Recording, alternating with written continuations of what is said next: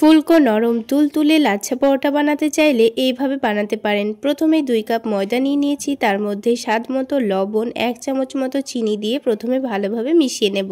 এবার এই ময়দার মধ্যে উষ্ণ গরম পানি অল্প করে দিয়ে তার মধ্যে 1 টেবিল চামচ পরিমাণ সয়াবিন তেল, একটা ডিম দিয়ে প্রথমে একটু ভালোভাবে মিশিয়ে নেব। মেশানো হয়ে গেলে বারে বারে অল্প অল্প করে পানি দিয়ে একটা নরম ডো মেখে নিয়ে অল্প করে তেল মাখিয়ে 15 মিনিটের জন্য রেস্টে রেখে দিয়েছি। তারপরে ডোটাকে আবার একটু ভালোভাবে মেখে সফট করে নিয়ে কয়েকটা লেচি কেটে নিয়েছি। তারপর একটা করে পাতলা করে রুটি বেলে নেব। এবার উপর থেকে অল্প করে একটু তেল দিয়ে রুটির চারিদিকে ভালোভাবে লাগিয়ে দিয়ে অল্প করে একটু ময়দা ছড়িয়ে দিয়েছি।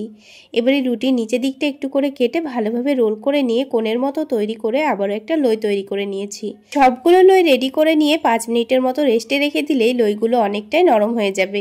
এবার অল্প করে একটু তেল দিয়ে পরোটাটাকে বেলে নিতে হবে। এবার প্রথমে পরোটাটাকে উল্টে পাল্টে হালকা করে সেঁকে নেব। 2 দিকটা যখন সেঁকা হয়ে যাবে তখন হালকা গরম তেলের মধ্যে পরোটাটাকে ছেড়ে দিয়ে উল্টে পাল্টে ভেজে নিলেই দেখবেন খুব সুন্দর ফুলে উঠছে। এইভাবে করে সবগুলো পরোটা ভেজে তুলে নিয়েছি। এইভাবে লাচ্ছা পরোটা বানিয়ে চাইলে আলুর দমের সঙ্গে পরিবেশন করতে পারেন, খেতে দারুণ লাগবে।